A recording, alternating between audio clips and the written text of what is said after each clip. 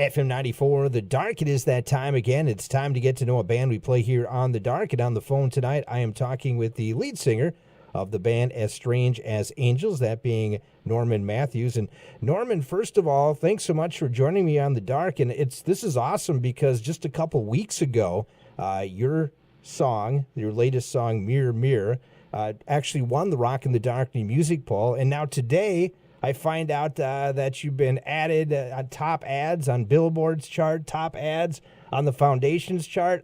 Things are going well, aren't they?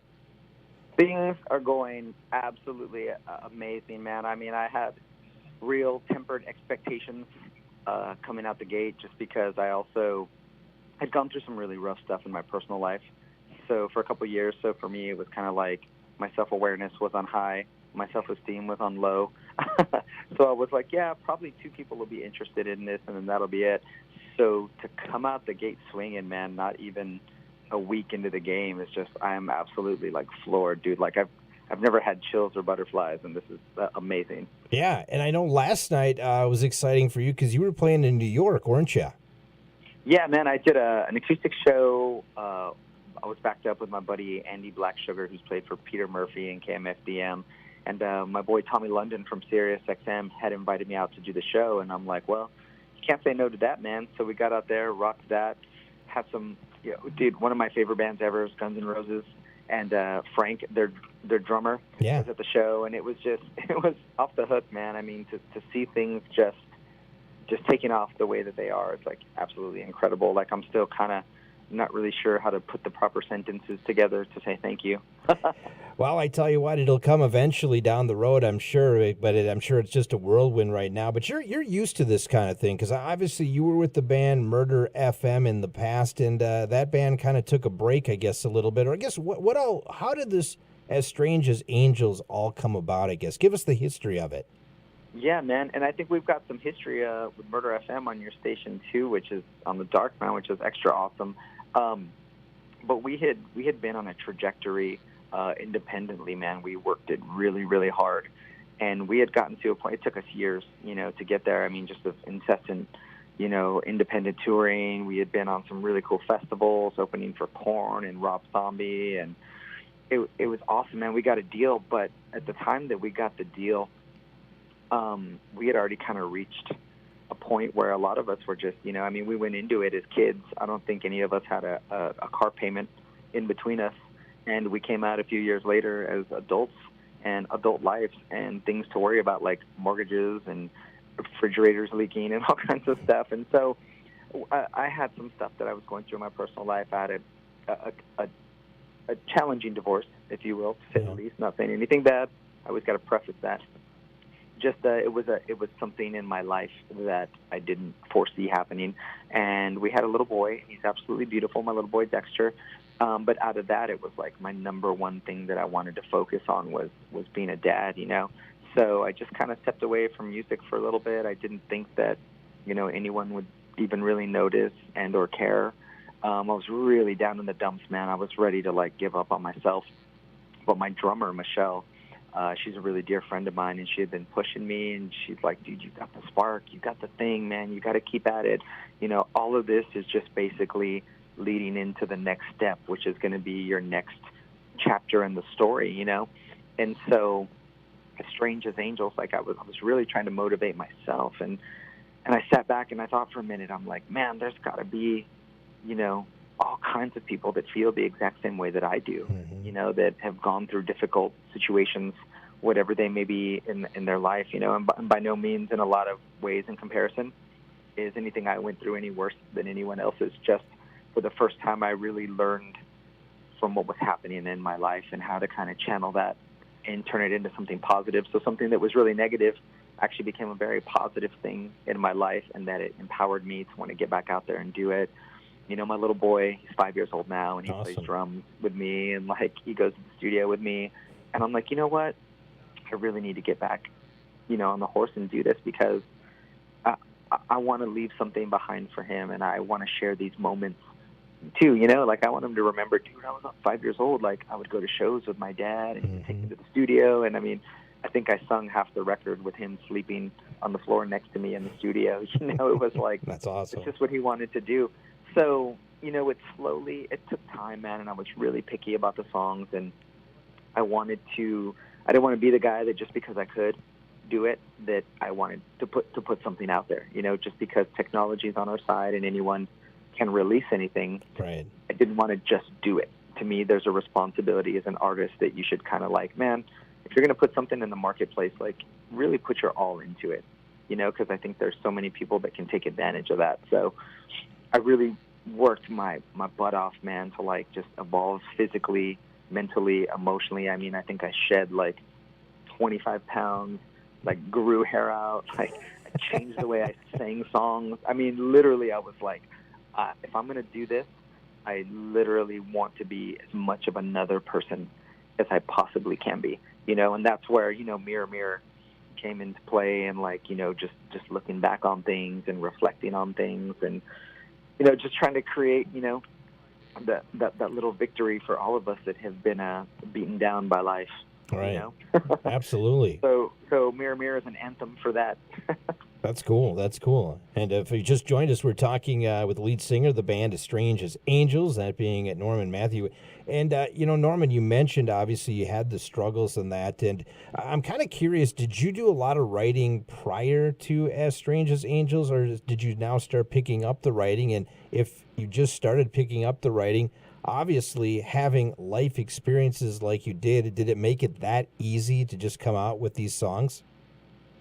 Man, I had noticed probably towards the tail end of like stuff with Murder FM that we had a deal and we were gonna, set to do another record, and I was like, I've been writing since I was, 10 years old, like writing songs. I don't know if I can write another song. You know what I mean? And then that coupled with everything I was just kind of going through, like my head was in a tailspin, It was like I didn't have the confidence, and you need to have a little bit of confidence in what you're doing. You got to believe in what you're singing and what you're writing and what you're playing, or someone listening to it can't believe in it. It can be half-hearted. So I was really struggling with that, and I think the break from, my own music in general, I produced bands, I wrote with people, I own a music school called the Sound Foundation, and I was working on all of that. I've always been doing music, but my own stuff was just, I could not get into it, right? And through all this counseling and therapy, which is something else that I had not done, sitting on the couch talking to somebody, I didn't realize, I tried to look at everything in a positive way, and I said, you know what? This is going to help me channel my emotions in a way that I can use, in a positive sort of vehicle. So then I started to really enjoy going through all that stuff, because it was like, man, you are helping me, figure myself out. And I was able to tap into a part of myself that I didn't realize that I had. And then the songs just started flowing, and it went from, I don't know if I can ever write another song again, to there is not enough time in a day for all the songs that I want to write. You know what I mean? Because it was just like, it was overflowing. And on a funny note, before I got on the plane today in New York, I even text the Billboard and the foundation screenshot to my therapist. I was like, oh my God, look, we did it. Absolutely. You know what I mean? Because it was like, she had helped me through the ashes of that stuff, and it was really crazy. And just to make that emotional connection, I think that's got to be what has resonated with people so quickly, is that I just literally poured every ounce of myself into all these songs, Mirror Mirror included. I think I was even crying during one of the choruses, not because I was sad, but because my producer, Sahaj, was pushing me so hard. I was like, dude, I can't even sing this high. Yeah. You got to give it to me, man, and you got to make people feel it. And I'm like, I can't. Right? Yeah, you mentioned... And I ended up...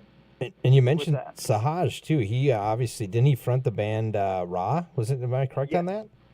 Yeah, man. Sahaj was in Raw. Yeah. He's worked with Starset. He's worked with Seven Dust. He just did this thing with Maytel and Clint Lowery from Seven Dust. Yeah. He did some of the stuff for the new Motley Crue single for The Dirt. I mean, Sahaj is just on fire right now. And he was just pushing me, man, and it was like, dude, I can't do it. And that was that moment when I went over the cliff that was like, oh, my God, I can do this. And then it just really, like, I mean, it just caught fire for me, and it was like I couldn't stop, you know? It was like, dude, I broke through my own wall. I did it, you know? That's awesome. You know, one thing, and it's tough, and we've been seeing this in this industry and for years now, is the depression side of things. And, you know, there's the highs and there's the lows. And first of all, you know, you and I, it's the first time we've ever had a chance to talk, but I'm grateful for you, and I'm glad that you went and, you know, got and reached out for help, because there's people that unfortunately haven't reached out for help, and the next outcome, unfortunately, is not the outcome we want. And so in a way, you can be kind of a sounding board, I guess, for those people that are depressed. And even at this point, if they're not even musicians, just people in general, say, hey, you need to step back and take a look at your life and maybe get that help, don't you?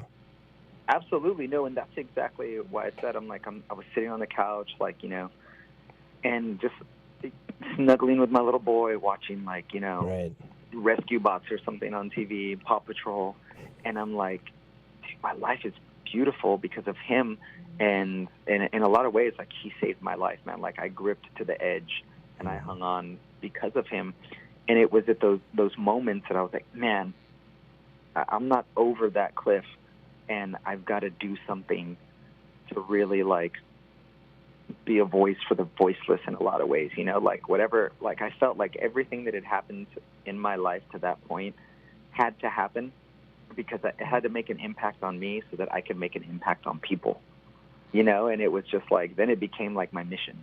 I'm like, I don't know how I can help, but if me singing some songs from like every inch of my heart, top, bottom, in the middle can make a difference, then here we go. You know what I mean? And I just like channeled every bit of that. It was like, it's almost like I can feel what everyone could be feeling. I feel what an audience could be feeling, and I just like put it in there, man. That's awesome. You know, and then some of this stuff was coming up during, you know, when Chester had passed away. That was a big turning point for me from Linkin Park, because I had actually gone to recording school with him, and he was a few years my senior, and wow. We had watched him, you know, blow up from being in this band Gray Days to disappeared from school, and, you know, 6 weeks later he's on TRL with Linkin Park, and he's got his dreads are gone and his short hair and he's bleached and spiky, and we're like, that's our buddy, dude.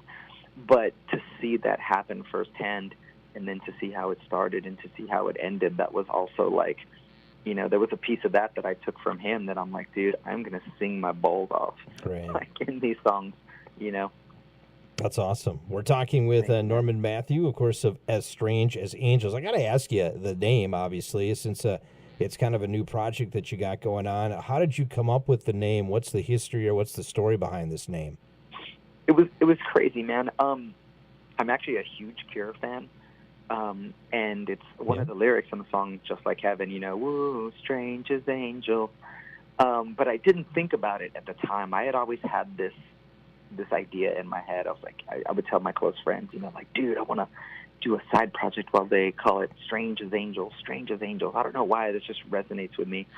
And I was working with this dude, Dawson, who just produced the new Soul single, Brother, on one of my other tracks. And he was like, hey, man, you should put As in front of Strange as Angels, call it As Strange as Angels, you know. And I guess as any great idea would happen, I was like, cool, sounds great, you know. Never gave it a second thought, right? And then I started noticing that I would get a lot of messages from like people who were fans of The Cure, like, hey man, I love The Cure too, hey, this and this and this, hey, you know. I'm like, what is this? I mean, what is the connection like between me and The Cure, like, that's happening right now? And I was sitting, I don't know, in a restaurant with my friend one day, and she's like, dude, are you hearing that? And I was like, oh my God, like, it was so embedded in my subconscious that I didn't even realize it. Wow. So, but the concept for me, the whole Strange as Angels thing, was that I wanted to, in a way, be able to, again, be angelic in a way of like, you know, have you ever heard of like, you know, your guardian angel? It was like, all right, man, everything that, again, that I'm feeling in my heart, if I can go through it so you don't have to go through it, and I can reach down in there and help pull you up, that's what I want all this to be. Because I, as an artist, have, like I said again, you know, physically evolved, emotionally evolved, spiritually, like mentally, like I went through all this work to be like another person. and I want to help people like realize they can do the same things, and like when you want to give up, don't give up. I just really tried to make it positive, and I wanted to make it different from anything I've done. I was in Murder FM, and everything we did was so dark, and I loved every minute of it, but at the same time, I didn't feel that same way anymore. Right. I felt the complete opposite. Hence again, mirror, mirror. Yeah, and that's the funny thing too. And I even look at even just the press release that we got from you here. You have in the Strange and the Angels, you actually have the number 3 instead of the E. Is that maybe symbolizing for just 3 members of the band? It's actually just it's my own little cryptic secret. Okay. I'll never let anyone know. Well, now we want to know that we want to know the secret now. You'll have to figure it out as we get further down the line. All righty, there you go. That's something that we'll have to do. Hey, we want to talk about your debut EP. It's going to be coming out on April 26th. Obviously, we're spinning Mirror Mirror right now. I had a chance to listen to the other 3 songs, and I don't mean this, no pun intended, but they almost mirror the Mirror Mirror song, and they're just a solid 3.5 minute tracks that I think people are going to like. I guess, what can you say about the other 3 songs that are on that EP? Man, they were a blast to do. Love and Death features my buddy, my real good friend of mine, who was another champion of mine when I was down in the dumps, CJ from Drowning Pool. Yeah, CJ. He was really trying to pick me up during these times, too, because it was the same thing. He's like, dude, it's like when I'm with you, I feel something radiating off you, and it's like, you cannot stop doing this. And I'm like, yeah, whatever, dude, no one cares about me, right? And he really pushed me, man. So we worked on Love and Death together. Love and Death, Days Go By, and Right Beside You, I actually worked with Mick Kinney, who's written for Motionless in White. Okay. He and I co-produced those, and so it was really cool to kind of go down that road with Mick as well, because it really gave an edge, I think, to everything that like we're doing. It brought back the heavy that I'd done with Murder FM, but in a very different way. Because that was one of the challenges that I had. I was like, man, I want this entire thing to be different for anything that I've done, and I want to take myself to the next level, or it's not worth doing. But someone like Dave Grohl can go from drums in Nirvana to singing and playing guitar in the Foo Fighters, and it's 100% completely different. But me going from singing and playing guitar to singing and playing guitar, you can't really change your voice. I can't go to Guitar Center and be like, yo, I need a new voice. Give me a baritone or something. Right. So I had to build everything else around it to be completely different. So when my vocals sat on top of it, I then had a different approach, and I literally would go through my vocabulary of any songs that I'd written, and I was like, I use that word too much. I use that word too much. Don't use that word too much. I hit my vowels too hard. I was like maniacal about it. That's but I crazy. really wanted to do something different. I didn't want to do it in vain. And so those 4 songs, we ended up recording. We're probably going to do 2 or 3 EPs over time, over this year, and just kick out another single, another EP, another single, another EP. That way we keep it interesting and fresh, because creatively my head was everywhere, It was like I rather than having a stock band set up, being that it's my solo project, that was really fun, because creatively, if I felt like doing something a certain way, I could just do it. I didn't have to think about, well, I've got a keyboardist, or, I've got 2 guitar players, or, whatever. If the song called for a drum machine and an acoustic guitar, then it was like, that's what it'll be. You know what I mean? So right. It was fun to be able to just frolic. That's awesome. In the garden. Obviously, you're having fun in New York, and I know you got some other dates coming up here in, I think it was April I saw. But what about touring and stuff? Is it a little too early to do that yet? Or what are, I guess, the plans for the rest of 2019 to get out and about so people see you a little bit more? Well, the way that it started, man, is, we're doing 2 shows in April with John Corabi, from second singer from Motley Crue, Yep. Dead Daisies, which are super fun because he's doing acoustic shows as well. And it was one of those, when you get that invitation, you don't say no to that. I'm like, absolutely, I will do those shows with you. And then my big thing was that I didn't want to show up to the party if I wasn't invited. Going back Right. to the responsibility thing again as an artist. I don't want to beat people over the head with the follow me on Facebook, go follow my Twitter, check out my Instagram. It was like, no, man, like, I really want to put something out there that makes you want to, like, just be a part of what's happening, because even though I'm in it, it needs to be bigger than me. It needs to mean more than just what my narrative is, you know?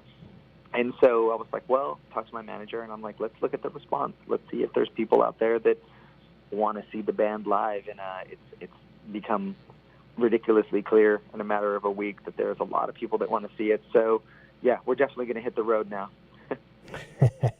And the road, who knows where it leads, right? Absolutely. You know what I mean? Like, wherever I got to be, dude, like, I'll be there, dude. Hopefully we'll be up there with you guys. That would be great. Yeah, you probably want to come up in the summer rather than the winter, though, right? Because you're a Texas guy, right? Yeah, but you know what? I'll take the winter because I'm from Dallas, and it feels like it's just 1,000 degrees all year long, except for that, like, 1 hour where it's, like, 30. Okay. And it goes back to being 100. Sure. Well, we'll get you when it's 40 below up here, and then you'll change your mind going, I like that 100 degrees in Texas. I don't know, man. I'm with it. You know, one thing I I'm was curious. an AWA wrestling fan. So Oh, were you? Okay. Absolutely, dude. All-star wrestling. That's huge around here. There That's you a big go. thing. That's a big thing. Who was your favorite character back then? Man, back then, you know what was crazy? I was so little, but it was like any of those guys that came out, like Hulk Hogan when he was in there, Yep. Sergeant Slaughter before they actually blew up with like the WWF, the Road Warriors. The Road The Warriors. Freebirds made their way through there because I knew the Freebirds from Texas wrestling with the Von Erichs, and I was a Yep. wrestling fanatic, man. So I would watch AWA on ESPN like every Friday night or whatever it was, or Saturday night, wherever we got it. And yeah, I've always followed it, man. I always. Flair when he was in the NWA. In fact, last night when I got the message about Foundations and Billboard, I like stood on the ledge of my hotel room in New York, Times Square, and I just gave out like the biggest Ric Flair woo ever. Did you say "Look at the girls," Gene, or not? Right? I tell you, that's fun. That's awesome. Those are some great memories. I mean, I was the Crusher was a big one. Baron von Raschke was another one. Obviously, the Gagne brothers. Yeah, I mean, Yep. Oh yeah, Jim Brunzell. Oh yeah, there was just a ton of them. Right before he was in the Killer Bees. Yep. Yeah, I do my homework, dude.